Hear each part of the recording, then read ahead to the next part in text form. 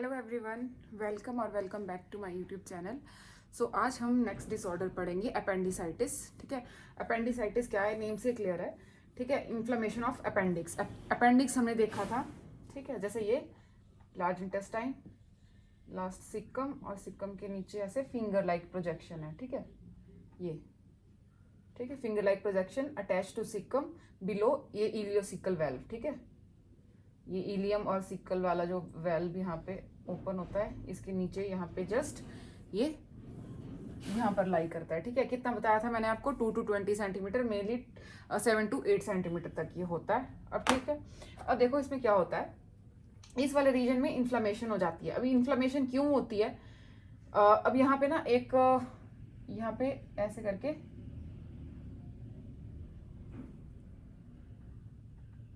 Sphincter होता है। ठीक है, इसको बोलते हैं स्फिंक्टर ऑफ गार्लिक गार्लिक्स। ठीक है, अब क्या होता है कई बार, अब ये स्फिंक्टर किस लिए होता है, अब जैसे हमने बहुत सारे स्फिंक्टर देखे, अपर इसोफेजियल, लोअर इसोफेजियल, ठीक है, पाइलोरिक, तो बहुत सारे स्फिंक्टर देखे। वो क्या करते थे, जो कंटेंट है उसको फर्दर नीचे मतलब नीचे ऊपर आने से वेल्व क्या करते हैं, रोकते हैं। ठीक है, ताकि यहाँ का कंटेंट यहाँ ना घुस जाए। अब क्या होता है, अपेंडिक्स में कुछ म्यूकोजल, अब ये लेयर्स है ना, अपेंडिक्स में भी लेयर्स होती है ना, म्यूकोजा, सब म्यूकोजा, मस्कुलरिस, जो हमने पढ़ रखी है ऑलरेडी, तो वो सारी लेयर्स होती हैं। यहाँ पे भी म्यूकस की सिक्रीशन होती है। ठीक है, जो सिक्रीशंस होंगी वो यहाँ से होते होते यहाँ पे जाती रहती हैं। ठीक है, हमारी लार्ज इंटेस्टाइन में। पर लेकिन कई बार एबनॉर्मेलिटी की वजह से क्या हो जाता है, मतलब किसी को कॉन्स्टिपेशन है, ठीक है, या फिर किसी भी कारण से ये स्फिंक्टर की वजह से कई बार ऐसा हो जाता है कि जो यहाँ का जो मटेरियल है, ठीक है, वो इसके अंदर एंटर कर जाता है। जब इसके अंदर एंटर कर जाएगा, जैसे यहाँ पे मान लो यहाँ एंटर कर गया, ठीक है, यहाँ एंटर कर गया, अब क्या होगा, धीरे धीरे ये स्फिंक्टर तो क्लोज हो गया। ठीक है, यहाँ से जैसे मान लो स्टूल का थोड़ा सा जैसे फिकल, ठीक है, जो फिकल सब्सटेंस है वो अंदर आ गया। अब क्या होगा, यहाँ पे इस सब्सटेंस में, अब जैसे जो फिकल मैटर है उसके अंदर वाटर कंटेंट भी होता है। ठीक है, जब फिकल इसमें आएगा तो यहाँ पे क्या होगा, अब ये वाली जो चीज है ये यहाँ पे म्यूकोजल वॉल के थ्रू वो एब्जॉर्प्शन हो जाएगी उस वाटर की। जब वाटर एब्जॉर्ब हो जाएगा तो ये फिकल मैटर है ये हो जाएगा बिल्कुल ड्राई होके ये हार्ड हो जाएगा। तो वो आ जाता है फिर इसका मोस्ट कॉमन कॉज, ये इधर लिखा मोस्ट कॉमन कॉज। ठीक है, फिकालीथ उसको बोलते हैं। ठीक है, फिकालीथ किसको बोला, जो फिकल मैटर यहाँ से एंटर करके गलती से यहाँ एंटर हो गया और वहां पे उसकी वाटर की एब्जॉर्प्शन होगी और वो हार्ड बन गया, तो इसको बोला। ठीक है, हार्ड स्टूल को क्या बोला हमने, फिकालीथ। ठीक है, this is the most common cause of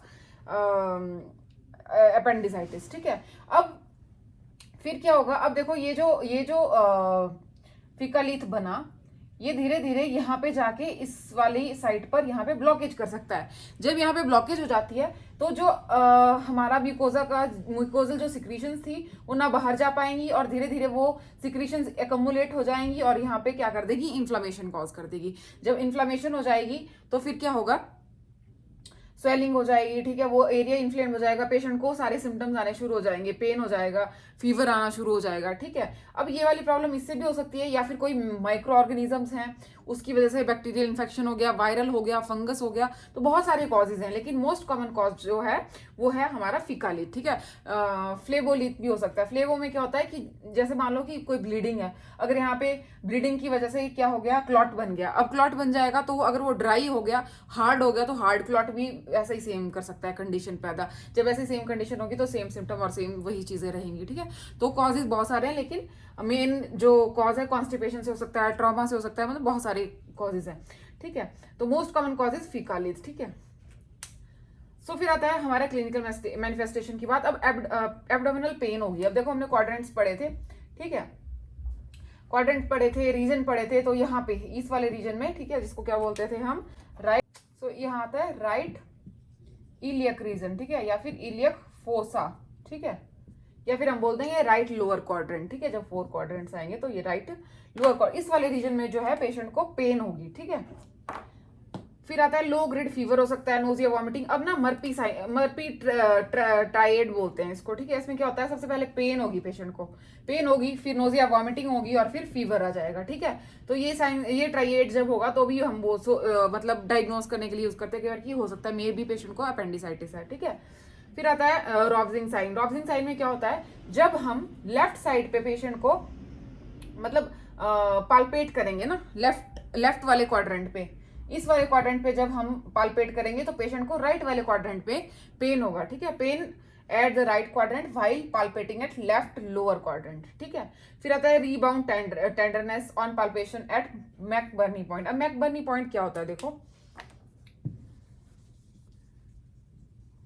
जैसे ये है पेशेंट, ठीक है, ये है पेशेंट का अम्बलाइकस, ठीक है,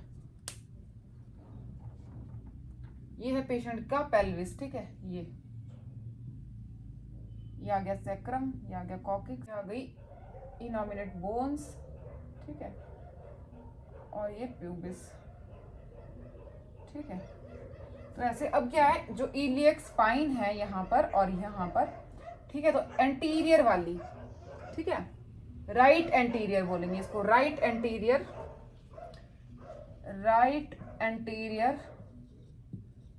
इलियक स्पाइन, ठीक है, ये वाला पार्ट, और ये है हमारा अम्बलाइकस।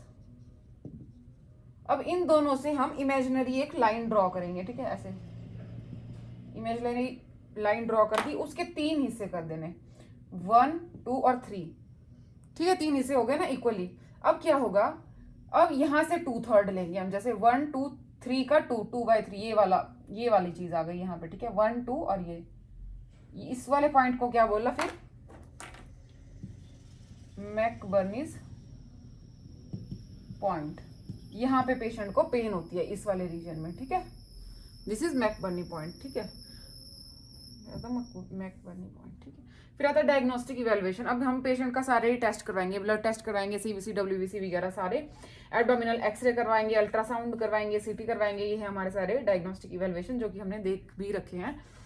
फिर आती है कॉम्प्लिकेशन पेरिटोनाइटिस, मतलब अगर अब क्या होता है, देखो ये बहुत सीवियर कंडीशन हो जाती है पेशेंट में, इसकी वजह से डेथ भी हो सकती है। क्यों? क्योंकि अब पेरिटोनाइटिस क्या है, देखो अब ये वाली चीज जो है इन्फ्लेम्ड हो रही है, वहां पे स्वेलिंग बढ़ते जा रही है, ठीक है, कंटेंट बढ़ता जा रहा है, म्यूकस बढ़ता जा रहा है और इन्फ्लेमेशन हो गई है, तो धीरे धीरे धीरे ये रप्चर हो जाएगा। अगर ये रप्चर हो गया तो सारा इन्फेक्शन, क्योंकि अब इसके बाहर क्या है, पेरिटोनियम है, पेरिटोनियम में इन्फेक्शन गया तो पेरिटोनाइटिस हो जाएगा। पेरिटोनाइटिस हो गया तो फिर सारे जीआई ऑर्गन्स इन्वॉल्व हो सकते हैं और बहुत ज़्यादा सीवियर कंडीशन हो सकती है। इसीलिए इस बात का बहुत ज़्यादा ध्यान रखते हैं कि पेशेंट को पेरिटोनाइटिस ना हो। तो आपने मैनेजमेंट में क्या देखना है, देखो इसमें ये तो आगे वाली मैनेजमेंट पर नॉर्मली चीजें मैं बता रही हूँ आपको। एक तो ध्यान रखना है कि पेशेंट को आपने जैसे पोजीशनिंग की बात करें तो पोजीशन सबसे पहले हम राइट लेटरल पोजीशन में लेटा सकते हैं पेशेंट को और उसका नी ना फ्लेक्स कर सकते हैं, ठीक है। अब इससे थोड़ा पेशेंट को कंफर्ट मिलेगा, ठीक है। और ध्यान रखना, पेशेंट अगर बोलता है पेन हो रही है, मेरे को बहुत पेन हो रही है, तो उनको पेन किलर नहीं देते। क्यों अवॉइड करते हैं पेन किलर इसमें? क्योंकि अगर पेन किलर का क्या काम होता है, वो पेन को खत्म करेगी। अब इसमें क्या होता है कि अगर जब पेरिटोनाइटिस होता है ना तो रप्चर हो जाता है अपेंडिक्स, तो अपेंडिक्स का जब रप्चर होगा तो उसकी वजह से ना फिर रिलीफ हो जाता है पेन में, तो हमें ना पता चल सकता है कि पेशेंट को पेरिटोनाइटिस तो नहीं हो गया कहीं। तो अगर हमने उसको पेन किलर दे दिया तो वो ना मास्क ऑफ कर देगा उसके सिम्टम को। अब हमें पता नहीं चलेगा कि पेरिटोनाइटिस है या फिर मतलब हम सोचेंगे कि इसको ना पेन किलर दिया उसकी वजह से ये रिजॉल्व हो गया पेन, पर हो सकता है मे बी वो पेरिटोनाइटिस डेवलप हो गया हो और उसको एकदम से अगर मैनेज नहीं किया तो वो सीवियर कंडीशन क्या वर्स्ट कंडीशन, उसको एसेप्सिस हो सकती है, तो बहुत ज्यादा खतरनाक हो सकता है। इसीलिए कॉन्ट्रा इंडिकेटेड होता है, अगर बहुत ही ज्यादा होता है तो पीसीएम देते हैं, बट लेकिन कोशिश करते हैं कि ना ही दें, ठीक है। और हमने ध्यान रखना होता है कि इसमें हॉट एप्लीकेशंस नहीं देते, अनीमा नहीं देते, लग्जेटिव्स नहीं देते, because these all can leads to rupture of appendix, ठीक है। और साथ में एक और लग्जेटिव बता दिया, अनीमा, हाँ हॉट एप्लीकेशंस नहीं देते, ठीक है, हॉट एप्लीकेशंस भी नहीं देते। अगर करना ही हॉट एप्लीकेशन से भी रप्चर हो जाता है, और अगर देनी ही है तो कोल्ड एप्लीकेशन देते हैं अप टू 30-40 मिनट्स तक, ठीक है।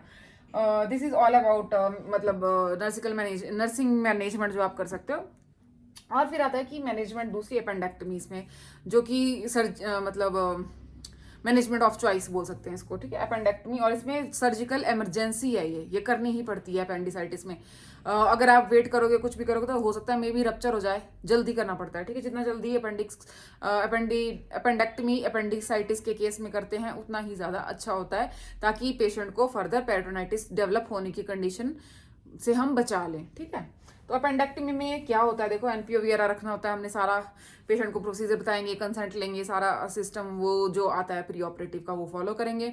और फिर इसमें भी वही राइट रिलेटेड पोजीशन हम पेशेंट को देते हैं, ठीक है। Semi follower position post operatively हम देते हैं। पेशेंट की डाइट का ध्यान रखना होता है, ठीक है। जब तक गैग रिफ्लेक्स ना आए तब तक उसको हम खाना नहीं प्रोवाइड कराएंगे। पहले फ्लूइड से स्टार्ट करेंगे, फिर पहले वाटर, फिर फ्लूइड्स, फिर सेमी सॉलिड, फिर सॉलिड, जैसे हमारा प्रोसेस चलता आता है पोस्ट ऑपरेटिव का, वही सारा फॉलो करेंगे। और साथ में पेशेंट को जो भी ट्रीटमेंट लिखा हो वैसे वैसे ही, ठीक है। मतलब जो हमारा नर्सिंग का बेसिक चीज़ें हैं वैसे ही फॉलो करेंगे सारा, ठीक है। और उसके बाद आ जाती है हमारी नेक्स्ट डिजीज पेरिटोनाइटिस, जिसको हम डिटेल में अभी स्टडी करते हैं। सो अब नेक्स्ट आता है पेरिटोनाइटिस, ठीक है। पेरिटोनाइटिस में क्या होता है, जो हमारी लेयर होती है, ठीक है, एब्डोमिनल ऑर्गन्स को कवर करने वाली पेरिटोनियम कैविटी, उसमें क्या होता है कि जैसे अपेंडिसाइटिस रप्चर होगी, ठीक है। अपेंडिक्स के रप्चर होने पर अंदर इन्फेक्शन था, इन्फेक्शन बाहर आ गया और फैल गया, तो पेरिटोनाइटिस हो सकती है, ठीक है। और भी बहुत सारे कॉजेज होते हैं किसी भी चीज़ से, अगर लीकेज है, परफोरेशन है, अपेंडिक्स रप्चर हो गया है, तो ये सारी चीज़ें क्या करेंगी, पेरिटोनाइटिस कॉज करेंगी। अब पेरिटोनाइटिस कॉज करेंगी तो पेरिटोनाइटिस में क्या हो जाता है, जो पेरिटोनियम लेयर है उसकी इन्फ्लेमेशन हो जाएगी, और वो बहुत खतरनाक कंडीशन भी बन सकती है। अगर सारे जीआई ऑर्गन्स इन्वॉल्व हो गए, सेप्सिस हो गई, तो बहुत ज़्यादा खतरनाक कंडीशन बन सकती है। इवन पेशेंट की डेथ तक हो सकती है, शॉक तक जा सकता है पेशेंट, ठीक है। तो peritonitis is a inflammation of peritoneum, content of abdominal organ leaks into abdominal cavity, ठीक है। जो एब्डोमिन का कंटेंट है, ठीक है, चाहे वो किसी भी वजह से, ट्रॉमा, परफोरेशन, इन्फेक्शन, इन्फ्लेमेशन, किसी भी वजह से, जो मैंने आपको बताया, उस वजह से वो लीक कर सकता है और पेरिटोनियल कैविटी में पहुंच सकता है। वहां पे पहुंच गया तो उसकी वजह से कुछ भी हो सकता है फिर, ठीक है। इन्फेक्शन पूरा फैल सकता है, कंडीशन वर्स्ट हो सकती है।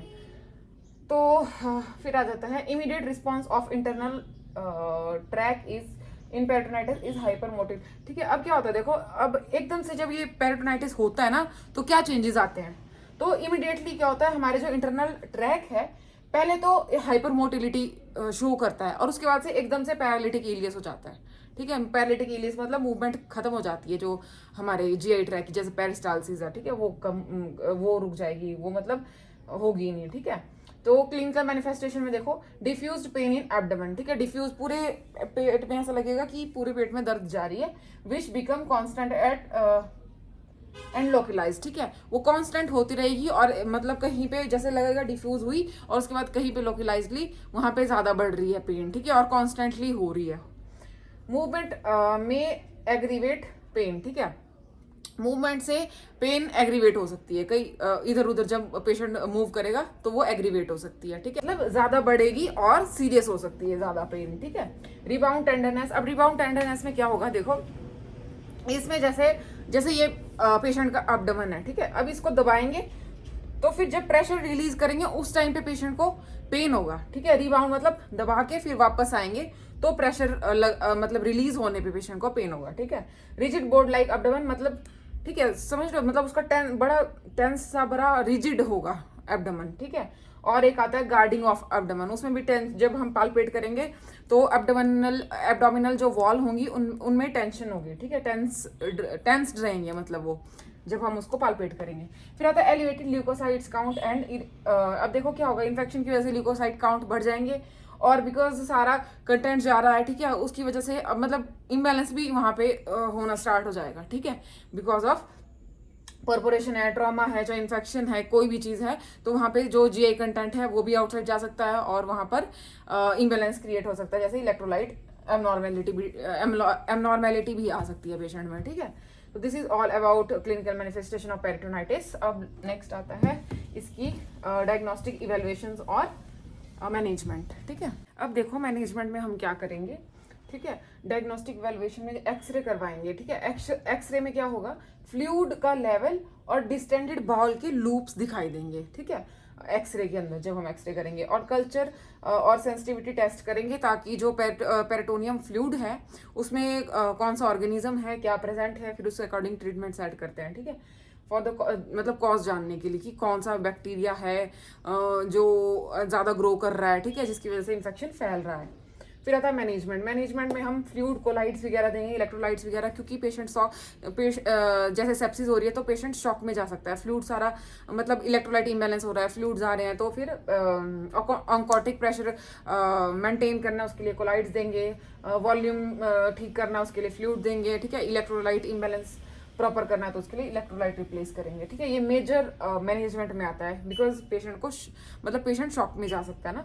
ऑक्सीजन थेरेपी देंगे। अब ऑक्सीजन थेरेपी में क्या होता है, देखो पेशेंट जब उसके एब्डोमेन में फ्लूइड भरना शुरू हो जाता है, ठीक है, तो अब एयरवे प्रॉपरली काम नहीं करेगा, क्योंकि ऊपर चेस्ट पे भी उसका प्रेशर पड़ेगा, तो प्रॉपरली मतलब वो सांस नहीं ले पाएगा, उस वजह से ऑक्सीजन की का लेवल भी कम हो सकता है ना बॉडी में। तो ऑक्सीजन थेरेपी अगर ज़्यादा हो रही है प्रॉब्लम तो इंट्यूबेट भी करना पड़ सकता है पेशेंट को, ठीक है। मैसिव एंटीबायोटिक देंगे बिकॉज इन्फेक्शन है, सेप्सिस है, ठीक है। मैनेजमेंट, सर्जिकल की मैनेजमेंट की बात करें तो अगर पेरिटोनाइटिस, अपेंडिसाइटिस या फिर परफोरेशन की वजह से हुआ, मतलब अपेंडिक्स रप्चर या फिर परफोरेशन की वजह से, इन कारणों की वजह से हुआ, तो सर्जरी भी प्रेफर करते हैं। बाकी पोजीशन की बात करें तो सेम एज इट इज जो कि मैंने आपको अपेंडिसाइटिस में बताई, साइड लाइन पोजीशन दे देंगे, कोई सी भी साइड को पेशेंट को लेटा के उसके नीज को फ्लेक्स करेंगे ताकि प्रेशर कम हो, पेन कम हो जाए। एब्डोमिनल ऑर्गन में जब प्रेशर कम पड़ेगा, ठीक है, तो ऑटोमेटिकली थोड़ा रिलीफ मिलेगा पेशेंट को, ठीक है। This is all about peritonitis. अब देखते हैं नेक्स्ट वन। तो अब नेक्स्ट है आईबीडी, ठीक है, इन्फ्लेमेटरी बावल डिजीज। अब इसमें देखो क्या होता है, इसमें 2 काइंड ऑफ, इसको मतलब 2 हिस्सों में डिवाइड किया है इन्फ्लेमेशन के मतलब साइड के हिसाब से, कहाँ पे इन्फ्लेमेशन है। जैसे क्रॉन्स डिजीज, रीजनल एंट्राइटिस और ग्रेन्युलोमेटस कोलाइटिस इसको बोलते हैं। ये तीनों इसी के नाम है, ठीक है। अल्सरेटिव कोलाइटिस और अल्सरेटिव सिरोसा इसको बोलते हैं। अब इसमें देखो क्या होता है, इन दोनों को क्यों अलग अलग किया हुआ है। अब इसमें क्या होता है, देखो इसमें जो मेनली टर्मिनल इलियम में देखा जाता है, बाकी अगर बोला जाए तो मतलब अपर जीआई में बोल सकते हो आप, जो इलियम वाला पार्ट है, ठीक है, और ये रेक्टल वाले पार्ट में। और ये क्या होता है, ये रेक्टम से शुरू होता है और ऊपर को आता है, ठीक है, स्टार्ट नीचे से होगा और ऊपर को फैलेगा, ठीक है। अब इसमें क्या होता है, ट्रांसम्यूरल इन्वॉल्वमेंट। ट्रांसम्यूरल इन्वॉल्वमेंट मतलब कि चारों की चारों, सिरोसा, सब म्यूकोजा, मस्कुलरिस, चारों की चारों लेयर इसमें इन्वॉल्व होती हैं। और इसमें नॉन ट्रांसम्यूरल है, ठीक है। नॉन ट्रांसम्यूरल मतलब क्या होता है कि इसमें 2 ही लेयर आती है, म्यूकोजा और सब म्यूकोजा मेनली इसमें अफेक्ट करती हैं, ठीक है। मोस्ट कॉमन साइट इसमें टर्मिनल इलियम होती है, और इसमें रेक्टम सबसे पहले इन्वॉल्व होता है, सेकेंडली सिग्मोइड कोलोन होता है, ठीक है। एज की बात करें तो एडोलसेंट और यंग एडल्ट में ये ज्यादा देखी जाती है, ये 30 to 50 ईयर्स में, ठीक है। इसमें सीवियर वेट लॉस देखा जाता है, इसमें मिनिमल वेट लॉस होता है, ठीक है। इसमें डायरिया ज्यादा होता है और ब्लडी डायरिया भी डायरिया और ब्लडी डायरिया कम होता है और इसमें ज्यादा होता है, ठीक है। उसके बाद इसमें स्किप लीजन्स होते हैं, ठीक है। ये ना आपको मतलब कि जैसे हम वो करेंगे ना, बेरियम स्वैलो कर लिया या फिर अंदर जब चेक किया कोलोन में क्या होगा, कोलोन के अंदर वाली साइड, इसकी मैं आपको इमेज अटैच कर दूंगी, ठीक है, यहाँ कहीं। तो स्किप लीजन में क्या है, जैसे ऐसे ऐसे करके ना स्किप लीजन हुए, ऐसे ऐसे करके बनेंगे और इसमें कॉन्टिन्यूस बनते हैं, ठीक है। जैसे ये हो गया एकदम ऐसे लाइन में। अब यहाँ पे क्या होगा, अब ऐसे ऐसे कॉन्टिन्यूसली बनने की वजह से ना, जो हॉस्टर्स हमने देखा था ना आपने, लार्ज इंटेस्टाइन कैसी होती है, ऐसी होती है, देखो ऐसे ऐसे ऐसे ऐसे करके होती है, ठीक है, ऐसे होती है टेढ़ी मेढ़ी ऐसे। ये हॉस्ट्राज होते हैं इसके अंदर, इसको हमने हॉस्ट्रा बोला था। बट लेकिन इस वाले केस में क्या होता है, ये सीधी हो जाती है ऐसे। मैं आपको इसका एक्सरे अटैच कर दूंगी साथ में, नॉर्मल वाला भी साथ में लगा दूंगी, और ताकि आप कंपेयर कर सको कि क्या होता है, ठीक है। लेफ्ट साइड नॉर्मल है और राइट साइड लेड डिफॉर्मिटी है। तो इसमें ये हो जाता है, ये ऐसी लीनियर बननी स्टार्ट हो जाती है, ठीक है। इसीलिए फिर इसमें डायरिया भी ज्यादा होता है, देखो लिखा हुआ मोर कॉमन, डायरिया यहाँ पे मोर कॉमन होता है,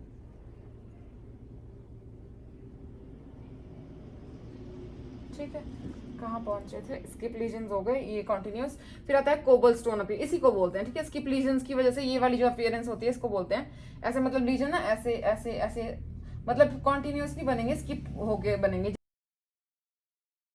जिसकी मैंने अटैच की होगी इमेज, उसको क्या बोलते हैं, कॉबलस्टोन अपीयरेंस बोलते हैं, ठीक है। और इसको कॉन्टिन्यूस और लेड पाइप, ये अपीयरेंस आती है, जो ये लेड पाइप डिफॉर्मिटी, जिसमें जो हॉस्टा खत्म हो जाएंगे और पाइप सीधी दिखेगी बिल्कुल। और इसमें ना पाइप, इसमें क्या होता है, इसमें टाइनी दिखती है, ठीक है, छोटी हो जाती है, स्ट्रिंग लाइक बोलते हैं उसको, मतलब क्योंकि ना वो जो स्पेस होता है मतलब इंटेस्टाइन का, वो कम हो जाता है, वो छोटा हो जाता है, इसलिए उसको स्ट्रिंग लाइक अपीयरेंस बोलते हैं, और इसको लेड पाइप डिफॉर्मिटी। फिर आता है रेक्टल इन्वॉल्वमेंट और ब्लीडिंग इसमें कम होती है, रेक्टल इन्वॉल्वमेंट कम होती है, डायरिया कम होता है, ब्लीडिंग कम होती है, और डायरियल ब्लीडिंग भी कम होती है, इसमें ज़्यादा होता है, ठीक है। रेक्टल इन्वॉल्वमेंट भी होती है और साथ में ब्लीडिंग भी होती है, साथ में डायरिया भी ज़्यादा होता है, ठीक है। इसमें increase risk of colon cancer, ठीक है, कोलोन कैंसर इसमें ज़्यादा होता है। और इस वाले में रेक्टल इन्वॉल्वमेंट मैंने बता दिया, लेस रिस्क होता है, ठीक है, as compare to colon cancer, इसमें रिस्क कम होता है कोलोन कैंसर होने का, ठीक है। फिर डायग्नोस्टिक इवेल्युएशन, अब हम कैसे देखेंगे, देखो अब हमने सारे डायग्नोस्टिक इवेल्युएशन पहले डिस्कस कर रखे हैं, इनमें एक्सरे, सिटी, बेरियम स्वेलो और बायोप्सी करेंगे। अब ये देखो नीचे वाला जीआई ट्रैक इन्वॉल्व है, तो इसमें बेरियम अनीमा अनीमा करेंगे, इसमें स्वेलो करेंगे, इसमें अनीमा करेंगे, इसमें सिग्मोइडोस्कोपी, प्रोक्टोस्कोपी, कोलोनोस्कोपी, सारे प्रोसीजर आ जाएंगे। और इन दोनों में biopsy is a confirmatory test, ठीक है, बायोप्सी से कंफर्म होता है कि इसमें ये वाली प्रॉब्लम है, ठीक है, बायोप्सी करके। So this is all about the diagnostic valuation. अब हम देखेंगे मैनेजमेंट, मेडिकल और सर्जिकल दोनों आईबीडी में जो हम यूज करते हैं, ठीक है। तो सबसे पहले अब इसमें हम देखेंगे डाइटरी मैनेजमेंट, ठीक है। डाइटरी मैनेजमेंट में क्या है, अब पेशेंट को ना, अब देखो जितना ज़्यादा बार वो स्टूल पास करेगा उतनी ज़्यादा प्रॉब्लम होगी, तो हम क्या ट्राई करेंगे कि लो रेजिड्यू वाली डाइट देंगे पेशेंट को, मतलब ऐसी डाइट देंगे जिसमें रेजिड्यू कम बने, ठीक है। तो हाई प्रोटीन की, हाई कैलोरी, हाई कार्ब्स, ठीक है, लो फाइबर होना चाहिए, लो फैट लो होनी चाहिए, और मिल्क या फिर जो भी ऐसी चीज़ें जो कि डायरिया को बढ़ाती हो, वो चीज़ें कम करनी है। रिच इन वाइटामिन और आयरन थेरेपी देंगे पेशेंट को, ठीक है। मेडिकल मैनेजमेंट में एंटी डायरियल देंगे, ठीक है, एंटी डायरियल को देंगे ताकि डायरिया कम हो तो इन्फ्लामेशन प्रमोट होगी और इरिटेशन कम होगी, तो हीलिंग प्रोसेस ज़्यादा होगी, ठीक है। जैसे सल्फा सैलाजाइन हो गई, ठीक है, मेलाजालिन हो गई, और जैसे ये सल्फा सैलाजिन ये है हमारी ड्रग ऑफ चॉइस, ठीक है, अमीनो सैलिसिलेट में आती है बाकी वो वाली, ठीक है। ये क्या करती है, इन्फ्लेमेशन को कम करती है, इन्फ्लेमेशन को कम करेगी तो इसीलिए पेशेंट को रिलीफ मिलेगा, ठीक है। स्टेरॉइड्स हो गए, एंटी इन्फ्लामेटरी में आ जाएंगे, एंटी पेरिस्टाल्टिक हो गए जो कि बॉडी बोल रही हूँ, जीआई ट्रैक की मूवमेंट को कम करेंगे। फिर सर्जिकल मैनेजमेंट में स्ट्रिक्चर प्लास्टी, अब इसमें क्या होता है ना, जैसे ये हमारी इंटेस्टाइन है मान लो, ठीक है, तो हम लॉन्गिट्यूडनली यहाँ पे एक ऐसे इंसिजन देते हैं। अब पाइप ऐसा थोड़ी है ना, पाइप ऐसे होती है ना, ऐसे इस वे में, तो यहाँ से जैसे लॉन्गिट्यूडनली इंसिजन देते हैं और ट्रांसवर्सली उसको स्टिच कर देते हैं, ठीक है, उसकी मतलब स्ट्रक्चर्स बना देते हैं, ठीक है। तो उससे क्या होता है, उससे ना ये वाला जो नैरो हुआ होता है ये वाइडन हो जाता है एरिया, ठीक है, इसीलिए ये स्ट्रक्चर प्लास्टी करते हैं, ठीक है, to widen the narrow area जो कि इंटेस्टाइन का हो गया है। जो मैंने आपको बताया था ना क्रॉन डिजीज में मेनली होता है, जो मैंने आपको बोला था कि पतली हो जाती है इंटेस्टाइन, है ना, और मूवमेंट कम हो जाती है, मतलब फिर फूड की फॉरवर्ड। तो फिर आता है टोटल कोलेक्ट। अब देखो इसमें ध्यान रखना है हमेशा इन दोनों वर्ड्स में, ठीक है, एक्टमी और ऑस्टमी, ठीक है। एक्टमी में मतलब होता है रिमूवल, ऑस्टमी मतलब होता है स्टोमा बनाना, ठीक है, स्टोमा है ना, मतलब स्टोमा मतलब ओपनिंग बनाना, और एक्टमी मतलब रिमूव करना, ठीक है। तो अब एक्टमी वर्ड आ गया तो कोलेक्टमी, ठीक है, कोलेक्टमी मतलब ये कोलोन था। अब चलो मैं पूरा ही बना देती हूँ, जैसे ये आ गई स्मॉल इंटेस्टाइन, मान लो ये स्मॉल इंटेस्टाइन है, ठीक है। अब यहाँ से फर्दर, सॉरी इस साइड को बनाना था, ठीक है, और ये आ गया आपका अपेंडिक्स से होता हुआ ये large intestine, colon, sigmoid colon और एनस ऐसे, ठीक है। अब क्या करेंगे देखो, अब कोलेक्टमी में ये तो हमने रिमूव कर दिया, ठीक है, ये वाला जो हिस्सा है ये रिमूव्ड है, ये रिमूव हो गया। अब क्या बचा, इलियम बचा, ये बच गई स्मॉल इंटेस्टाइन, ठीक है, ये आ गया इलियम। अब ये तो है नहीं, ठीक है, इसको हमने रिमूव कर दिया, कोलोन को हमने रिमूव कर दिया, ठीक है। तो अब हम क्या करेंगे, जो ये इंटेस्टाइन है इसी में ओपनिंग लास्ट आ जाएगी यहाँ पे, ठीक है। यहाँ पे सारा खाना डाइजेस्ट हुआ, ठीक है, एब्जॉर्प्शन हुई और लास्ट में खाना यहाँ आ जाएगा। अब ये वाली जो ओपनिंग है ये हमारी बाहर एब्डोमेन में होती है, ठीक है, बाहर ओपनिंग होती है।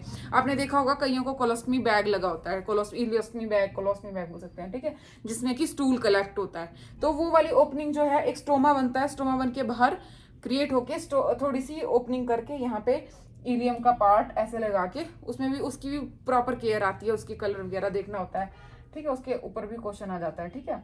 तो ये क्रिएट करेंगे और फिर वहां से स्टूल, पेशेंट का स्टूल वहां से निकलेगा, ठीक है, वो एक बैग में कलेक्ट करेंगे। फिर जब वो भर जाता है हाफ तक तो उसको हम डिस्कार्ड कर देते हैं, ठीक है। ये सारा प्रोसेस आता है इसमें टोटल कोलेक्टमी और इलियोस्टमी में। फिर आता है टोटल कोलेक्टमी विद कॉन्टिनेंटल इलियोस्टमी। अब देखो,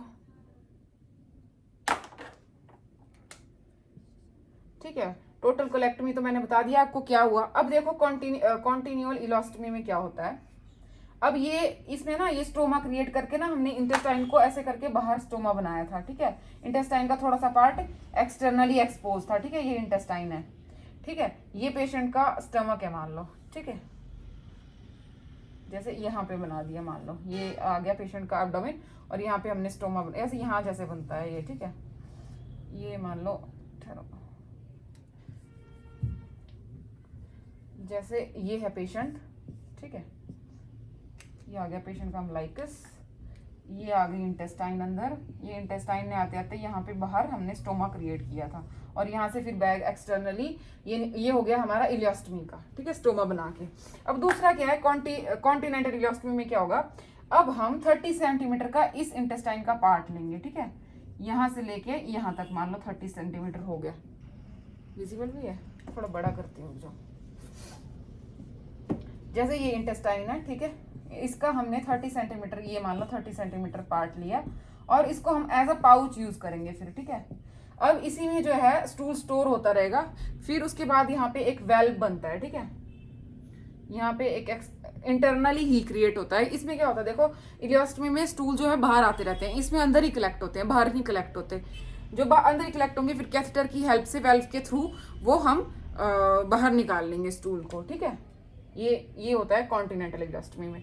फिर आता है total colectomy with ileo anal anastomosis. देखो कल भी हमने एनास्टोमोसिस के बारे में देखे थे, है ना। तो एनास्टोमोसिस मैंने क्या बताया था आपको कि जब हम जैसे हम देख रहे थे ना स्मॉल इंटेस्टाइन को जैसे इलियोसिकल जंक्शन हो गई, हम अलग अलग जंक्शंस देखी थी, कोई इलियम को कर दे रहे थे एनास्टोमोस, ठीक है, कोई हम ड्यूडेनो इलियम कर रहे थे, कोई स्टमक को इलियम के साथ कर रहे थे, स्टमक को जेजनम के साथ कर रहे थे एनास्टोमोस। तो वैसे इसमें क्या करेंगे, इलियम को एनस के साथ, ठीक है, एनल केनाल के साथ, इलियम को एनल केनाल के साथ एनास्टोमोस कर देंगे, वहां से लार्ज इंटेस्टाइन का पार्ट गया तो उसको बोलेंगे टोटल कोलेक्टमी, मतलब कोलोन है नहीं और साथ में इलियम को हमने किसके साथ एनास्टोमोस कर दिया, एनल केनाल के साथ। अब क्या होगा, जो स्टूल है वो डायरेक्ट इलियम से एनल केनाल में जाएगा, ठीक है। अब इसमें क्या होता है कि पेशेंट ना अपनी विल के थ्रू डेफिकेशन कर सकता है, ठीक है। और इनमें क्या है, इनमें जो है वो खुद कलेक्ट होगी, फिर जैसे वो भर जाएगा तो उसको क्लीन करना पड़ेगा, ठीक है, रिमूव करना पड़ेगा। तो ये सारा प्रोसीजर होता है सर्जिकल मैनेजमेंट में। This is all about inflammatory bowel disease. So अब नेक्स्ट है हमारा इंटेस्टाइनल ऑब्स्ट्रक्शन। इंटेस्टाइनल ऑब्स्ट्रक्शन देखो नाम से ही क्लियर है कि इंटेस्टाइन में ऑब्स्ट्रक्शन हो रही है, कोई ब्लॉकेज है, ठीक है।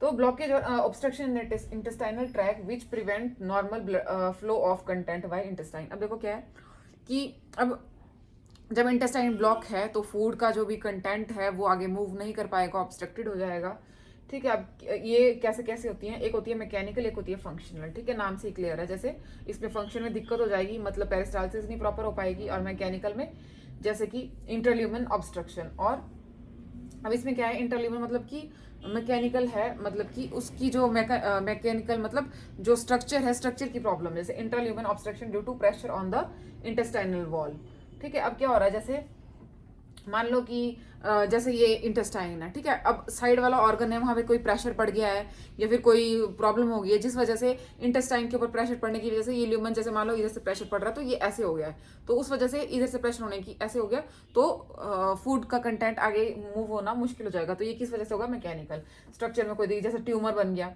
जैसे इंटेस्टाइन है यहाँ पे ट्यूमर बन गया है, तो ये ऑब्स्ट्रक्शन पैदा करेगा, धीरे धीरे बढ़ेगा, तो हो सकता है कंप्लीटली ब्लॉकेज हो जाए, हो सकता है हाफ, जैसे भी ट्यूमर होगा उससे अकॉर्डिंग, ठीक है। फिर जैसे एडेशन है, स्ट्रक्चर है, स्टेनोसिस है, इंटुसिसेप्शन है, ये मैं आपको यहाँ पे टाइप्स में एक्सप्लेन करूंगी। फिर आती है फंक्शनल। फंक्शनल में क्या है, musculature of intestine can not propel content properly, ठीक है। जो जैसे मूवमेंट नहीं हो रही है, कई बार ऐसा होता है कि मतलब कि हमारी जो सप्लाई है, नर्व्स की सप्लाई में भी प्रॉब्लम हो सकती है, ठीक है। जैसे मस्कुलेचर है वो मूवमेंट नहीं हो रही है अच्छे से, या फिर जैसे वो भी हो जाता है ना, क्या कहते हैं उसको,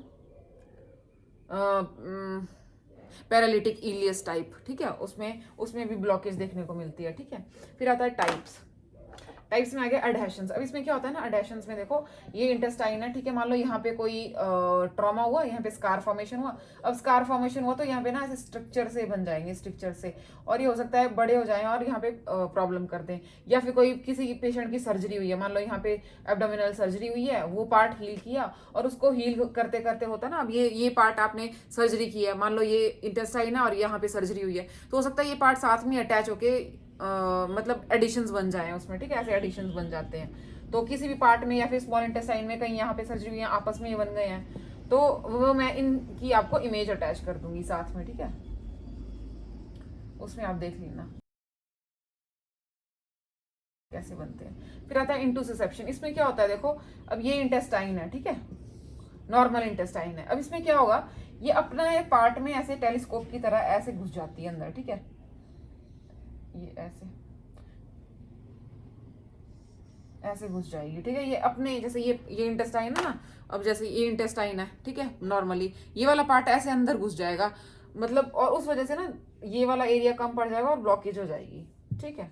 दिस इज इंटुसिसेप्शन। और आता है वॉल्वुलस। इसमें क्या होता है, इंटेस्टाइन जो है अपने ही, जैसे ये इंटेस्टाइन है, ठीक है, ये अपने एक्सिस में रोटेट कर लेगी, ट्विस्ट कर जाएगी तो ब्लॉकेज हो जाएगी। फिर आता है हर्निया। हर्निया में क्या होता है कि जो पार्ट है, ऑर्गन है, वो अपनी कैविटी से बाहर निकल जाता है, ठीक है, निकल जाता है, मतलब वहाँ जो कैविटी है, जैसे ये है मान लो इंटेस्टाइन, ठीक है, इंटेस्टाइनल वॉल है, यहाँ से ना धीरे धीरे ये प्रोट्रूड आउट करके जो मसल है जो उसको सपोर्ट दे रही है या फिर उसके अंदर प्रोटेक्शन दे रही है, वो उस मसल के थ्रू वो मसल वीकन हो जाएगी और वो बाहर को बल्ज आउट हो जाएगा, उसको बोलते हैं हर्निया। इसको हम डिटेल में भी पढ़ेंगे, ठीक है। This is all about intestinal obstruction, इतना ही दिया है। बाकी अब देखो पेशेंट को नोजिया, वॉमिटिंग, वो सारे जीआई के सिम्टम्स आने स्टार्ट हो जाएंगे, कॉन्स्टिपेशन रहेगी, ठीक है। और इसमें ना हम इसको मैनेज करने के लिए ना पेशेंट को राइल्स ट्यूब लगाते हैं, उसकी continuous suctioning of Rahul tube करते हैं। और मैनेजमेंट में बाकी जो पार्ट है ना उसको रिमूव कर देंगे, जो कि क्या बोलते हैं, मतलब अफेक्टेड पार्ट है, ठीक है, जैसे कि ये वाला पार्ट है, ठीक है, ये काम का नहीं है, उस पार्ट को रिमूव करके बाकी जो काम का पार्ट है उसको एनास्टोमोस कर देंगे, ठीक है। ये मैनेजमेंट में करते हैं, जिसको हम बोलते हैं रिसेक्शन, बाउल रिसेक्शन, ठीक है। This is all about intestinal obstruction. अब नेक्स्ट हम पढ़ेंगे हर्निया, ठीक है। हर्निया को देख लेते हैं पहले। अब हर्निया में क्या होता है, देखो जैसे ये एब्डोमिनल कैविटी है मान लो, ठीक है, ये इंटेस्टाइन्स है अंदर, ठीक है, ये एब्डोमिनल कैविटी है जिसके अंदर ये हैं, तो ये क्या होंगे, ये अपनी जहाँ पे स्पेस है, मान लो ये जैसे इंटेस्टाइन है, ये इसकी वॉल है, ठीक है, सो ये इसके अंदर है। अब ये मसल है मान लो, ठीक है, मस्कुलरिस है, सिरोसा है, म्यूकोसा, तो ये ना ऐसे निकल जाएगा बाहर को विद स्किन ना, ठीक है। अब जैसे मैं कैसे, चलो ऐसे ही देख लो, जैसे ये ऐसे अपनी मतलब ऐसे उभार सा बना देगा, ये अपने स्पेस से ऐसे निकल जाएगा, ये मसल वीक हो जाएगी और ऐसे, इसको बोलेंगे हर्निया, ठीक है। ये ऐसे था, ये ऐसे हो गया, देखो, ठीक है, अपनी जगह से, मतलब protrusion of an organ through weekend wall, ठीक है, ये वॉल वीक हो गई, कंटेनिंग, इसके अंदर था ये इसको कंटेन कर रही थी, ये वीक हो गई, तो इस वजह से वो अपनी जगह से ऐसे प्रोट्रूड आउट हो गया, ठीक है। फिर आता है अब इसके टाइप्स देख लेते हैं, ठीक है, जैसे रिड्यूसिबल, इरिड्यूसिबल, इनकार्सिनेटेड, ऑब्स्ट्रक्टेड, स्ट्रेंगुलेटेड, इनगोइन। अब देखो नेम से ही क्लियर हो रहा है, ठीक है। रिड्यूसिबल मतलब जिसको हम जैसे ये ऐसे आ गया, मान लो मैंने धक्का दिया और ये चला गया, तो इसको बोलेंगे इरिड्यूसिबल। इरिड्यूसिबल मतलब अब ये यहाँ पे आ गया है, अब इसको धक्का देके मैं इसको सही नहीं कर पाऊंगी, ठीक है, तो दैट इज इरिड्यूसिबल। इन कार्सिरेटेड मतलब जैसे ये अब बाहर आ गया, ठीक है, अब यहाँ पे आके इसने ना अपने एडिशंस बना दिए इनके साथ, ठीक है, अब क्या होगा, अब ये वापस ठीक नहीं हो पाएगा, ये चिपक गया पूरा, ठीक है, मतलब एडिशंस बना लिए, मतलब इसने अपना स्पेस क्रिएट। अब जैसे मान लो कि कोई इंसान है, ठीक है, वो किसी के मान लो कहीं पे चला गया, कहीं जगह पे, ठीक है, उसने अपना घर पक्का बना लिया अब वहां पर, अब वो हिल नहीं सकता वहां से, ठीक है, तो अब क्या क्या होता है, अब उसको ब्लड सप्लाई तो जा रही है वहां से। मान लो जिसकी जैसे कोई इंसान है यहाँ पे रह रहा है, यहाँ पे रहता था, ठीक है, उसने क्या किया, अपना जो है मतलब कि प्लेस यहाँ पे शिफ्ट कर लिया। अब उसकी जो सप्लाई थी, मान लो उसकी वाटर सप्लाई, ये वो उसके घर की सारी सप्लाई वो यहाँ तो जारी है, लेकिन अब क्या है, उसने यहाँ पे इतना पक्का मकान बना लिया कि वो अब यहाँ पे वापस नहीं आ सकता, ठीक है, तो उसको बोलेंगे इनकार्सिरेट, जिसमें एडिशंस बन जाते हैं लेकिन ब्लड सप्लाई उसको जाती है। अब देखो ऑब्स्ट्रक्टेड में क्या होता है, इनकार्सिनेट में मैंने आपको बता दिया, समझा दिया। ऑब्स्ट्रक्टेड में क्या होता है ना, जैसे ये इंटेस्टाइन है, ठीक है, ये हर्निया यहाँ पे क्रिएट हो गया, मतलब ये एब्डोमिनल वॉल है, ठीक है, ये जब हर्निया यहाँ पे क्रिएट हो गया, इसकी वजह से ना ऑब्स्ट्रक्शन हो जाती है, और फिर बाउल जो बाउल मूवमेंट नहीं हो पाती अच्छे से, इंटेस्टाइनल जो कंटेंट है वो आगे नहीं जा पाता, ठीक है, जो फूड है या फिर वेस्ट है वो आगे नहीं जा पाएगा, तो उसकी ये इसको बोलेंगे ऑब्स्ट्रक्टेड, ठीक है।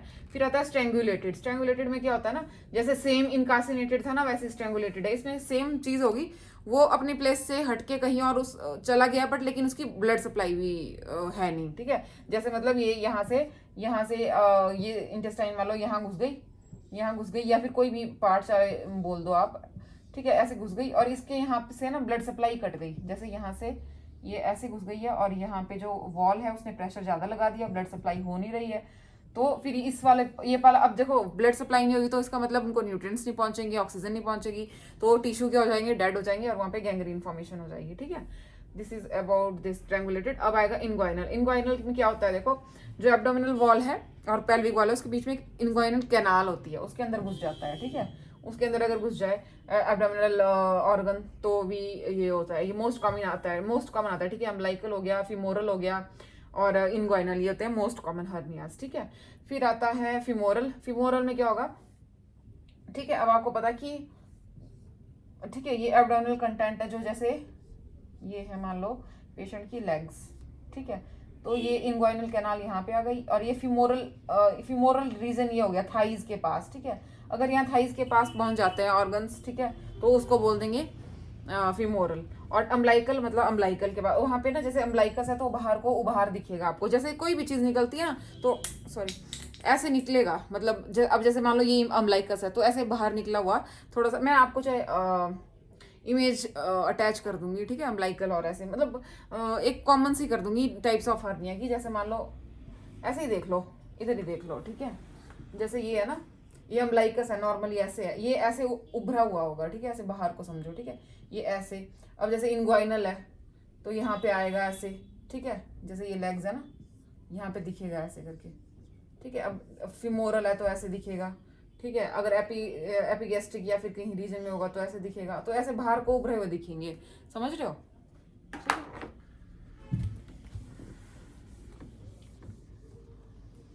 So this. और हाँ, अब डायग्नोस करना है तो देखो एक्सरे करेंगे, सीटी स्कैन करेंगे, ये सब चीजें होंगी, ठीक है, सीसीटीवी वगैरह। तो मैनेजमेंट में आप देखो क्या होता है, हर्नियोटॉमी, हर्नियोग्राफी और हर्नियोप्लास्टी, 3 चीजें आती है, ठीक है। अब टॉमी से आपको पता ही चल रहा होगा कि क्या करेंगे, रिमूव कर देंगे, जो जैसे ये वाला पार्ट है ना, इसको काट के फिर मतलब सर्जरी करके फिर वो कर देंगे। राफी में क्या करेंगे, राफी में ना हर्नियोटॉमी में ना रिमूव कर देंगे पूरा का पूरा, ठीक है, वो जो चीज है वो पूरे, जैसे ये हो गया स्ट्रैंगुलेटेड वगैरह, इन सब में पूरा रिमूवल ही करना पड़ेगा। हर्नियोग्राफी में क्या करेंगे, जैसे उसको करेक्ट करा, ठीक है, मतलब उसको अपनी जगह पे उसको भेज दिया और फिर उसके बाद से स्टिचेस लगा दिए, ठीक है, मतलब वापस जैसे ये हर्निया हुआ था, ठीक है, इसको फिर से भेज के यहाँ पे स्टिचेस लगा दिए, ताकि क्योंकि वो वॉल वीक हो गई थी ना, उसको थोड़ा स्ट्रॉन्ग कर दिया।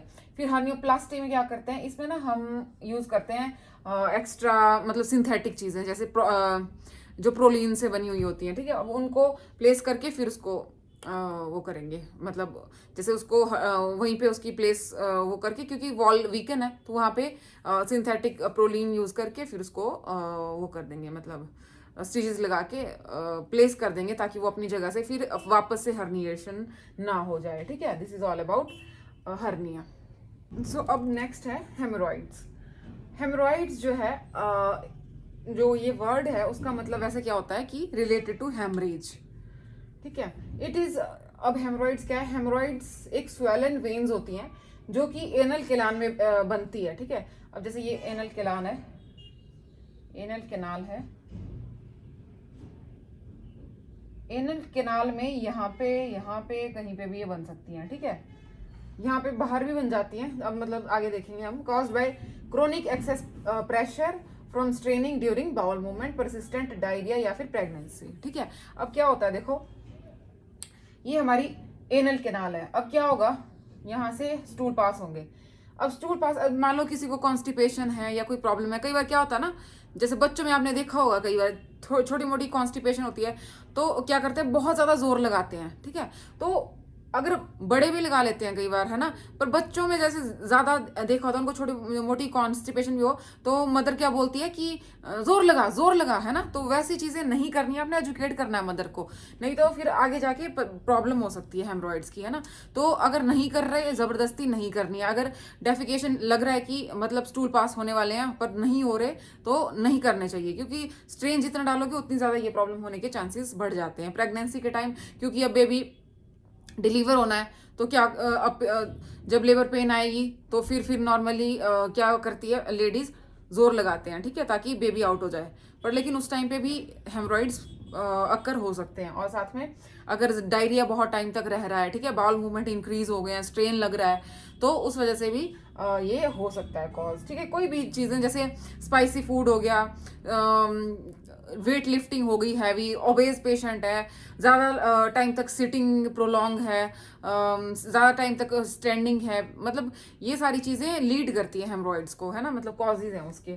तो अब टाइप्स देखो, इंटरनल और एक्सटर्नल आता है। इंटरनल कौन से, जैसे ये इनर इंटरनल स्फिंक्टर होता है, ये एक्सटर्नल होता है ना। इससे ऊपर जो लाई करेंगे वो इनर होगी और एक्सटर्नल स्फिंक्टर के नीचे जो लाई करेंगे वो एक्सटर्नल होंगे। ठीक है, तो अब इंटरनल में ब्लीडिंग प्रेजेंट होती है, पेनलेस होते हैं। ब्लीडिंग होती है ना, जैसे स्टूल यहाँ से आएगा, स्टूल आया, ये स्टूल है मान लो, तो स्टूल के साइड में यहाँ पे ब्लड लगा होगा, कवरिंग में स्टूल को कवर करता हुआ ब्लड होगा, उसका मतलब ये क्या है, इंटरनल हेमरॉइड की वजह से है। या फिर नीचे आपने देखा हो टॉयलेट सीट पे वो बोलेंगे कि हमारे टॉयलेट बाउल में जो ब्लड निकलता है, ठीक है, ड्यूरिंग डेफिकेशन, तो that is due to internal bleeding of haemorrhoids. ठीक है, तो इसमें क्या करना है, एक तो कॉन्स्टिपेशन अवॉइड करनी है, पेशेंट ने ज़्यादा फाइबर वाला खाना लेना है। ठीक है, और ज़्यादा सब्जियां खाएंगे, वेजेस खाएंगे, सैलेड ज़्यादा लेंगे। ठीक है, और क्या कहते हैं, fluid intake, plenty of fluid लेंगे ताकि कॉन्स्टिपेशन ना हो, और मूवमेंट अच्छी करेंगे, है ना, एक्सरसाइज बोलेंगे करने को, वॉक करो। ठीक है, जितना फिजिकली एक्टिव रहेंगे उतनी ज़्यादा प्रॉब्लम कम होगी। ठीक है, स्ट्रेन और जैसे बहुत सारी चीजें आती हैं, है ना, उनको भी यूज कर सकते हैं हम ताकि कॉन्स्टिपेशन ना हो। स्ट्रेन अवॉइड करेंगे। ठीक है, रबर बैंड, और इसमें ट्रीटमेंट के लिए रबर बैंड लाइगेशन भी करते हैं, और रबर बैंड से वो जो रेक्टल में लाने के लिए हम यूज करते हैं रबर बैंड का। और इसमें लाइगेशन में क्या होता है ना कि मतलब डॉक्टर क्या करते हैं, ये छोटा प्रोसीजर होता है, मतलब जैसे ये है ना हेमरॉइड है, यहाँ पे इसको टाई कर देंगे और धीरे धीरे ये इसकी ब्लड सप्लाई खत्म होने की वजह से ये निकल जाएगा। ठीक है, और फिर उसको रिमूव कर देते हैं। फिर आता है सर्जिकल रिमूवल, उसमें सर्जरी के थ्रू रिमूव करेंगे। ठीक है, और सर्जिकल रिमूवल उन केसेस में करते हैं जिनमें ये जो है काफी लार्ज हो जाते हैं, और जैसे अब यहाँ अगर ये लार्ज हो गया, सोचो इतना लार्ज हो गया, ये भी लार्ज हो गया है। ठीक है, तो अब ये ऐसा होता है कि कई पेशेंट में ना एक हेमरॉइड नहीं बनता, दो दो तीन तीन मल्टीपल हो जाते हैं, और मल्टीपल हो जाते हैं तो उनको डेफिकेशन करना मुश्किल हो जाता है, स्टूल पास ही नहीं होता। स्टूल जब पास करता है इतना ज्यादा पेनफुल हो जाता है उनको। एक पेशेंट था हमारे हॉस्पिटल में, तो उसको इतनी ज़्यादा पेन थी, ना वो उससे बैठे जा रहा था ना उससे चला जा रहा था। मतलब इसकी पेन बहुत ज़्यादा सीवियर गंदी होती है। कभी वो मतलब उसकी हरकतों से ऐसा लग रहा था कि क्या हो गया इसको, मतलब कभी ऐसे बैठ रहा है, कभी उठ जा रहा है, कभी इधर को कभी तो, मतलब एक एक मिनट में वो कम से कम 10 15 20 बार अपनी पोजीशन चेंज करता था। मतलब सोच लो कि कितना पेन होता है। तो वो इतने बड़े बड़े हेमरॉइड्स बन जाते हैं, तो उस केस में होता है वो, ठीक है। और उनको ब्लीडिंग भी इतनी खतरनाक होती है, कई बार तो इतने वीक हो जाते हैं पेशेंट, तो इसकी वजह से आयरन डेफिशिएंसी एनीमिया भी हो सकता है, ठीक है। अगर ब्लीड पर बहुत ज्यादा क्रोनिक मतलब ब्लीडिंग रहे तो फिर ये जो लार्ज हो जाते हैं ना, तो इनको सर्जिकली रिमूव करना पड़ता है फिर, ठीक है, सर्जरी करनी पड़ती है फिर आते हैं एक्सटर्नल। अब एक्सटर्नल के ना देखो, एक्सटर्नल डिपेंड करता है ग्रेडिंग्स पर। एक्सटर्नल की जैसे मतलब मान लो कि अभी अभी वेन जैसे प्रोमिनेंट हुई है थोड़ी बहुत, तो उसको बोलेंगे फर्स्ट डिग्री का। सेकंड डिग्री में जिसमें स्ट्रेन्स पड़ रहे हैं, ठीक है। थर्ड डिग्री जिसमें कि जो वेन है उसको अगर धक्का दें या फिर मतलब थोड़ा बहुत मैनुअली प्रेस करें तो वो अपनी जगह पे चले जाती है।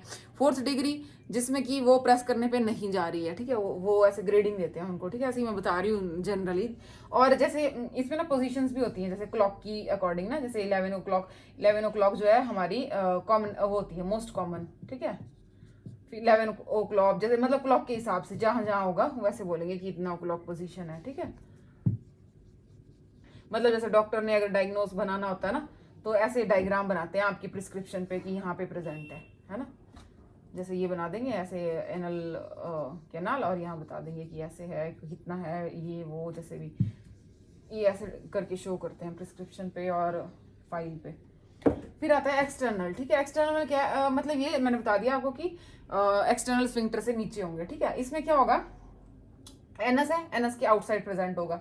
जब थ्रोम्बस्ट हो जाते हैं ये, तो ये पेनफुल होता है। अब देखो ये है ना, कई बार ना ये ऐसे मतलब जैसे ये ऐसे प्रेजेंट होता है पतला सा, ठीक है, ऐसे होता है, मान लो ये होता है एनएस के बाहर, ठीक है। लेकिन कई बार क्या हो जाता है कि इसमें थ्रोम्बस बन के ये बहुत मोटा होने लग जाता है, और उस टाइम पे ये पेनफुल हो जाता है, स्वेल्ड हो जाता है, ठीक है।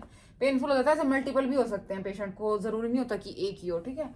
तो व्हेन थ्रोम्बोस्ट इट बिकम पेनफुल। और रिमूवल ऑफ क्लॉट, अब इसमें से जो क्लॉट है उसको रिमूव करेंगे तो पेशेंट को रिलीफ मिलेगा, और वो लोकल एनेस्थीसिया के अंडर करते हैं, और इसको बोलते हैं हेमरॉइडेक्टमी, ठीक है, इसका रिमूवल को, ठीक है, क्लॉट के रिमूवल को, जो कि वेन्स में बना होता है। पोजीशन, अब देखो आफ्टर सर्जरी हमने पोजीशन देनी होती है पेशेंट को प्रोन टू साइड लाइन, ठीक है, साइड फिर देखो हाँ, प्रोन टू साइड लाइन, ताकि मतलब ब्लीडिंग मिनिमल हो सके पेशेंट को, ठीक है। उसके मतलब उसको बोलेंगे पहले प्रोन लेटा होगा, ठीक है, फिर धीरे धीरे उसको बोलेंगे साइड लाइन लेने को, ताकि जो ब्लीडिंग है उसको हम मिनिमल कर सके, कम रोक सके, मतलब कम से कम हो उसको ब्लीडिंग, ठीक है।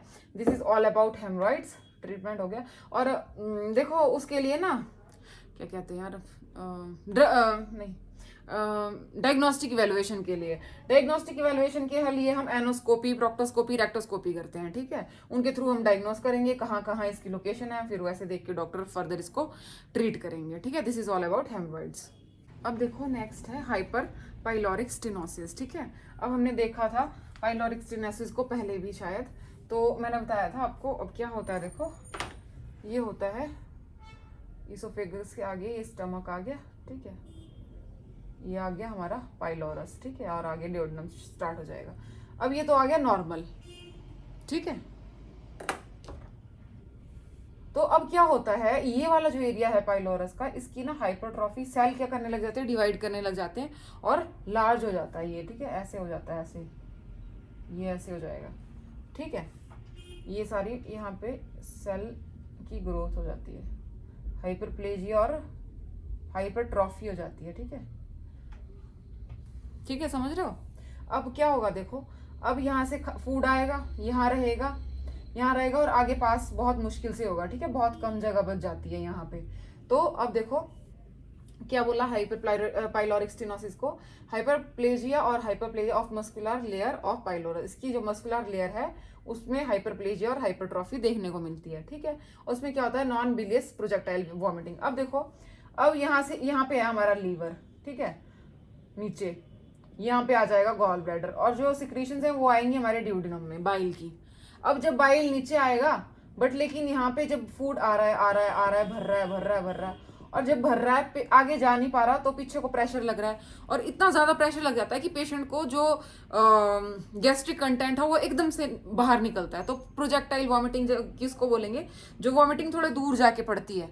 अभी एक तो पेशेंट को वॉमिटिंग हो रही है यहीं कर रहा है, मतलब पास में, एक हो रहा है कि एकदम से वॉमिटिंग आई और वहां जाके गिर रही है, तो that is a projectile vomiting. ठीक है, जैसे आपने देखा होगा ना कई बार जैसे प्रोसीजर कर रहे होते हैं कोई जैसे मतलब कोई वूंड है पेशेंट का, ठीक है, पस वाला वूंड है या फिर कोई ड्रेनेज का प्रोसीजर चल रहा है, तो क्यों बोलते हैं, देखो सुना होगा आपने कई बार भी डॉक्टर्स को या फिर कोई सीनियर स्टाफ को कि यहाँ पे ना बेड एंड पे मत खड़े हो जाओ। ठीक है, कई बार वो ऐसे इतना प्रोजेक्टाइल मोशन में आता है कि सीधे तुम्हारे मुंह पे आके गिरेगा। ठीक है, तो इसलिए ये चीजें अवॉइड करनी होती है। तो वैसे ही इसमें भी होता है कि एकदम से प्रोजेक्टाइल वॉमिटिंग होती है और सामने आके गिरती है। ठीक है, तो फिर इस क्यों होगा, अब देखो जो बाइल है वो आ रहा है ड्यूडेनम में, अब ये कंटेंट तो पीछे से आ रहा है, इसीलिए बोला नॉन बिलियस। ठीक है, नॉन बिलियस प्रोजेक्टाइल वॉमिटिंग। डिहाइड्रेशन और इलेक्ट्रोलाइट इम्बैलेंस होगा, क्यों, क्योंकि जो मटेरियल है वो पीछे से बाहर जाया जा रहा है, अंदर तो कुछ आ ही नहीं रहा, एब्जॉर्प्शन नहीं हो रही। जब एब्जॉर्प्शन नहीं होगी तो कहाँ से ब्लड में इलेक्ट्रोलाइट्स जाएंगे, कहाँ से जो हाइड्रेशन प्रोवाइड होगी, कहाँ से फ्लूइड जाएगा पूरी बॉडी में। ठीक है, तो डिहाइड्रेशन और इलेक्ट्रोलाइट का इम्बैलेंस देखने को मिलेगा। ठीक है, ऑलिव लाइक मास, क्योंकि ये ऐसे बन गया ना, यहाँ पे बहुत सारे सेल्स इकट्ठे हो गए हैं, तो ऑलिव लाइक मास यहाँ पे पाल्पेट करेंगे जब डॉक्टर आपको पाल्पेशन के थ्रू देखेंगे। ठीक है, फिजिकल एग्जामिनेशन करेंगे तो यहाँ पे ऑलिव लाइक मास अपीयर लगेगा। ठीक है, मतलब महसूस होगा। ठीक है, eight the right upper quadrant. ठीक है, क्वाड्रेंट में, राइट अपर क्वाड्रेंट में होगा। अब देखो क्या होगा ना यहाँ पे, अब जो कंटेंट है अब वो बार बार यहाँ जाने की कोशिश करेगा। ठीक है, ये कौन सी, अब ये देखो हमारी लेफ्ट साइड है ना, तो इधर स्टमक है, इधर से इधर को जाने की कोशिश करेगा। ठीक है, ये लेफ्ट साइड होती है, ये राइट साइड होती है, तो बार बार यहाँ से इधर को, यहाँ से इधर को, यहाँ से इधर को, बट आगे तो ब्लॉकेज है, जा नहीं पाएगा। तो हमें क्या महसूस होगा यहाँ पे, left to right peristaltic movement across the abdomen. ऐसा लगेगा कि कुछ यहाँ से यहाँ जा रहा है, यहाँ से, बट आगे जा नहीं पाएगा वो, क्योंकि ऑब्स्ट्रक्शन है। ठीक है, तो फिजिकल एग्जामिनेशन हम करेंगे। ठीक है, और अल्ट्रासाउंड करेंगे, एक्सरे करेंगे ना, तो ये तो यहाँ पे कैविटी शो होगी, और यहाँ पे देखो ये ना, ये वाली चीज है ना आपकी, जो ये देखो ये स्ट्रिंग की तरह लगेगी कि यहाँ पे एक स्ट्रिंग है, ये खाली कैविटी थोड़ी सी दिखेगी, इसका मैं एक्सरे आपको अटैच कर दूंगी साथ में। ठीक है, तो ये आ जाएगा एक्सरे में स्ट्रिंग साइन, जो कि पाइलोरिक स्टेनोसिस में देखा जाता है। ठीक है, ऐसे क्वेश्चंस भी बनते हैं, इमेज बेस्ड क्वेश्चंस बनते हैं, इनका ध्यान रखना। अब मैनेजमेंट में आता है पाइलोरो मायोटोमी। ठीक है, अब देखो मैंने आपको पहले ही बताया है, ये इनका ना आपने ध्यान रखना है। ठीक है, ऑटमी, ठीक है, जैसे ऑटमी होता है कट लगाना। ठीक है, कट इन बॉडी पार्ट। ठीक है, कट इन बॉडी पार्ट लिख देते हैं। ऑटमी हो गया, ऑस्टमी हो गया एक, ऑस्टमी और एक्टमी। एक्टमी, ऑस्टमी, ऑटमी। ठीक है, ऑस्टमी हो गया हमारा ओपनिंग, और ये हो गया रिमूवल।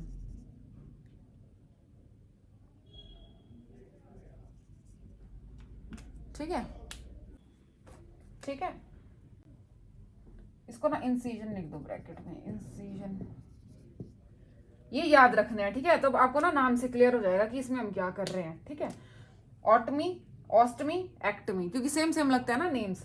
फिर आता है जो मैंने बताया, अब देखो पाइलोरो, नाम से देखना, मतलब डिवाइड करा करना इनको ना, तब आपको समझ आएगा।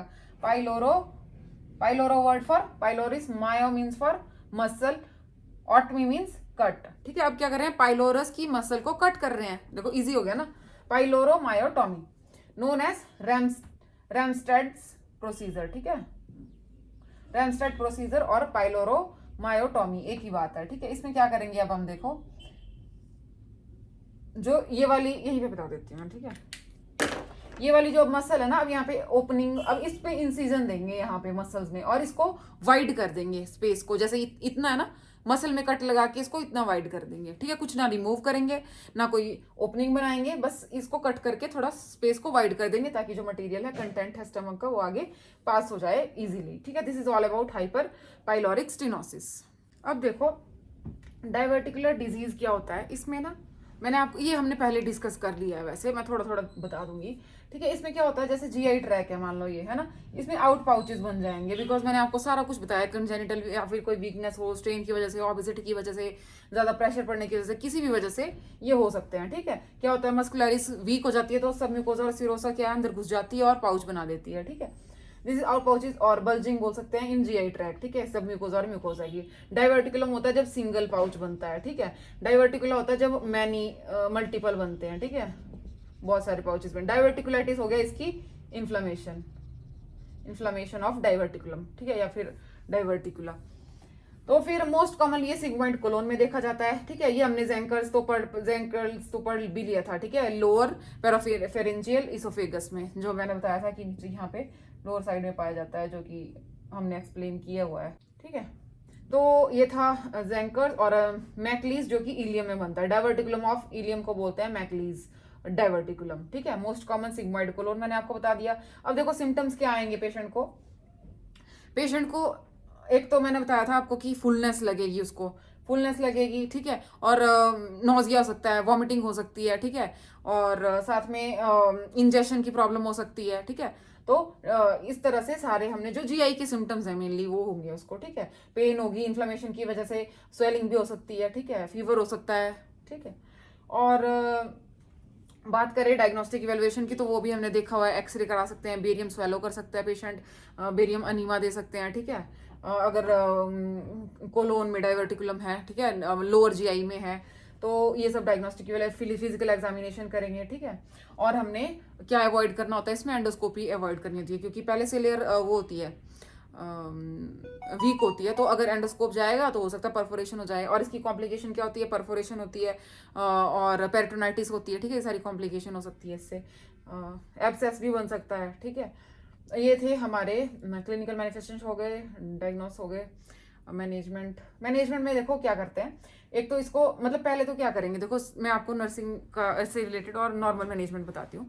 ठीक है, उसमें अब देखो अगर ये इन्फ्लेमेशन यहाँ पे नहीं है, सिर्फ डाइवर्टिकुलम बना है, तो अब क्या होगा, देखो अब हम ना जितना ज्यादा लिक्विड देंगे पेशेंट को और जितना ज्यादा फाइबर वाला खाना देंगे वो इसके अंदर नहीं घुसेगा। ठीक है, और ध्यान रखना है कि हमने सीड वाला खाना नहीं देना है, हो सकता है सीड्स यहाँ पे घुस जाएं। ठीक है, छोटे छोटे, तो और अगर हार्ड चीज होगी तो वो भी घुस जाएगी। तो बल्क मतलब जो एक होता है ना, बल्क फॉर्मिंग स्टूल्स होते हैं ना, जैसे मतलब बल्क में जो फाइब्रस काइंड ऑफ बनता है ना, जैसे अगर हमारा वेस्ट फाइब्रस बनेगा तो वो अंदर घुसेगा नहीं डाइवर्टिकुलम के, ये वाला होगा तब जब इन्फ्लेमेशन नहीं है। अगर इन्फ्लेमेशन प्रेजेंट है तो फिर वो खाना अवॉइड करना पड़ेगा, क्योंकि उसकी वजह से इन्फ्लेमेशन बढ़ जाएगी। अगर इन्फ्लेमेशन नहीं है तो ऐसा करेंगे, फ्लूइड इंक्रीज करेंगे। बट लेकिन अगर इन्फ्लेमेशन है तो एंटी इन्फ्लेमेटरी ड्रग्स देंगे। ठीक है, तो फिर हम ज्यादा बल्क फॉर्मिंग फूड नहीं देंगे पेशेंट को। ठीक है, और साथ में हम ना अब देखो क्या होता है ना इसमें, जैसे मान लो कि कोई सर्जरी की है या फिर कुछ है, तो फिर हम ना टेम्पररी इसमें कोलोस्टमी भी करते हैं। ठीक है, कोलोस्टमी। अब इसमें क्या होता है, देखो अब जैसे यहाँ पे मान लो ये है कोलोन। ठीक है, जैसे मान लो यहाँ पे, ठीक है, अब क्या हो रहा है, यहाँ से हमने ना यहाँ पे कर देंगे, ताकि क्योंकि यहाँ पे डाइवर्टिकुलम है। ठीक है, अब यहाँ पे हमने सर्जरी करी, ये इसको हील होने में भी तो टाइम लगेगा ना, तो हम यहाँ पे टेम्पररी सा करते हैं, मतलब थोड़ा सा कोलोस्टमी, टेम्पररी कोलोस्टमी उसको बोलते हैं, ताकि जो आगे वाला जो पार्ट है कोलोन का वो हील हो सके। ठीक है, ठीक है,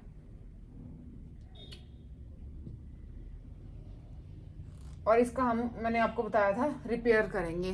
ठीक है, डाइवर्टिकुलम का सर्जिकल रिपेयर करेंगे, और this is all about diverticular disease. ठीक है, इसको हमने वैसे पहले भी डिस्कस किया हुआ है ना, थोड़ा वही है, मतलब इसमें कुछ ज्यादा नहीं है।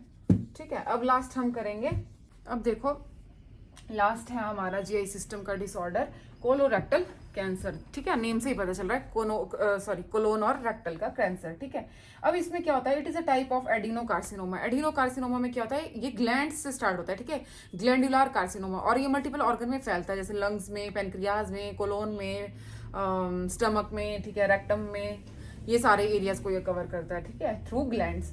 तो अब देखो इसका रेट कितना होता है, ये रेक्टल कैंसर से मोर देन मतलब 2 गुना से भी ज्यादा, ये रेक्टल कैंसर के जितने पेशेंट हैं उनसे 2 गुना ज्यादा ये कोलोन कैंसर कॉज होता है, मतलब पेशेंट्स में। ठीक है, क्लिनिकल मैनिफेस्टेशन देख लो, चेंजेस इन, एक तो पेशेंट जैसे बाउल पैटर्न में रह रहा है उससे वो नॉर्मल वैसे नहीं रहेगा, उसके बाउल पैटर्न में चेंज होंगे, मलीना देखने को मिलेगा, ब्लैक टेरी स्टूल, क्योंकि जो जीआई अपर जीआई है या फिर लोअर है वहां से ब्लीड हो रहा है, फिर वहां से वो मेलिना कॉज कर रहा है, ठीक है। डायग्नोस्टिक इवेल्युएशन हम वही सारे, ठीक है, एब्डोमिनल रेक्टन एग्जाम करेंगे, बायोप्सी करेंगे, बेरियम अनीमा, साइटोलॉजी स्मीयर में मतलब सेल की एग्जामिनेशन करेंगे, माइक्रोस्कोप के अंदर, ठीक है, कि सेल नॉर्मल है कैसे हैं।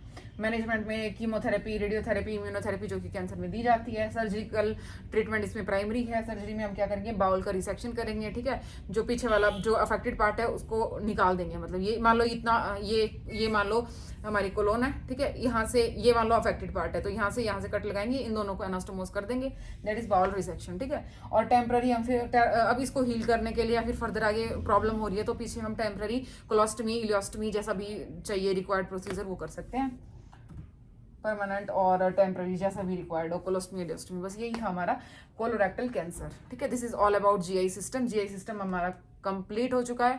कल से हमने स्टार्ट करना है हिपैटोबिलियरी सिस्टम, जिसकी हम एनाटॉमी और फिजियोलॉजी करेंगे, डायग्नोस्टिक इवैल्यूएशन करेंगे, अगर हो सके तो फिर हम 1-2 डिजीज भी कवर कर लेंगे। This is all about today's lecture. Thank you everyone. पढ़ते रहो और अच्छे से तैयारी करते रहो, क्वेश्चंस लगाते रहो, रिवीजन बहुत ज़रूरी है, रिवीजन करते रहो। Bye bye, take care.